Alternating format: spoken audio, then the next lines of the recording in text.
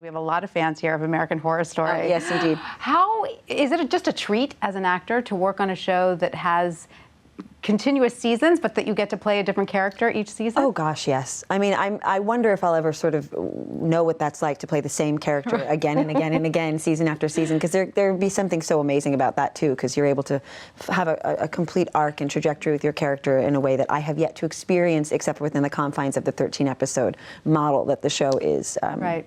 Do you have a favorite season? I have season 2 is my favorite for me. Which is that one? Lana Winters. Oh yeah, yes. yeah. I mean, come on. What? And next year it's American Horror Story Abby. Next year it's American Horror Story Abby, the untold story. Abby. And I'm having a great time playing Sally. It's been wonderful. I've just been playing Marcia Clark at the same time for the O.J. Simpson thing. So I've had a little bit of a dual schizophrenic time. Which is another thing that we want to ask you about. How is it playing Marcia Clark? It's the hardest thing I've ever done, because there are a lot of, speaking of misconceptions, there's terrible sort of media-fueled misconceptions about Marcia and her sort of strident, overconfident way. Have you reached out to her? I have reached out to her, and I have been lucky enough to talk to her. And so it's always a big responsibility when you're playing a living person and a person who, you know, was a civil servant who was thrust on a national stage, completely ill-equipped for all that meant, did not have any of the flash or the style that Cochran or Shapiro had, and just wasn't ready for it, and yet had the compassion and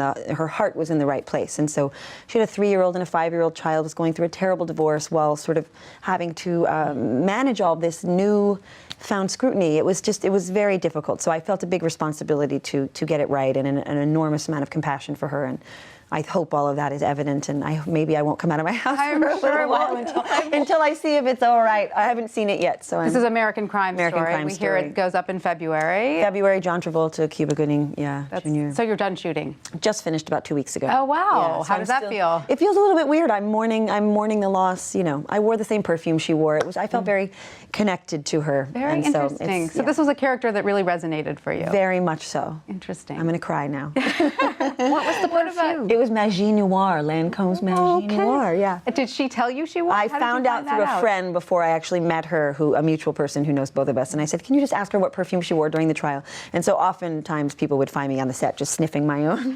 wrist like this to try to, like right before we roll on something important or emotional, I'm just like sniffing my own wrist. That is a fantastic detail. Well, it was important to me if I could get the information, to actually have it, and I did. Absolutely. Looking at American Horror Story, how do you bring that same sort of sense of realism to some of these storylines that are so out there? I mean, how do you make it believable? To me, it's just about commitment, internal commitment for me as an actor. It's not my job to sort of stand back and judge the veracity of it, or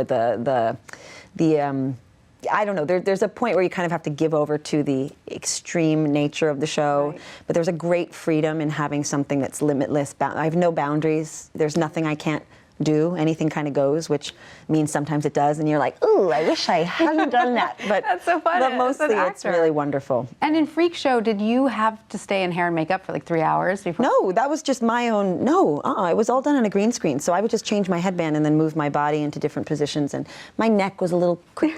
That was my idea to do that, because I thought it would be sort of terrible to just. I didn't want it to look just like a split screen. So I said, what if my neck is really off? But, you know, 5 months later, my chiropractor was like, I am so glad you were doing this, because now I get to really work on you. Charge you lots of money. Oh, and now you're the current character that you're playing in this Sally, hypodermic, Sally. yes. She's a junkie. She's a junkie. Lives in the Hotel Cortez. Lives in the hotel, yes. We hear that hotel is based on a real hotel? People are saying this. I guess that's, yes. Yeah, it's downtown L.A. Ooh, spooky. Yeah, it's very spooky. This was a place where they discovered a poor young woman in a water tank. Yes. On the roof. God. Yes. All kinds of bad things happen there. All right. Charming lunch break conversation. That's right, isn't it? Yeah. Thanks, Sarah.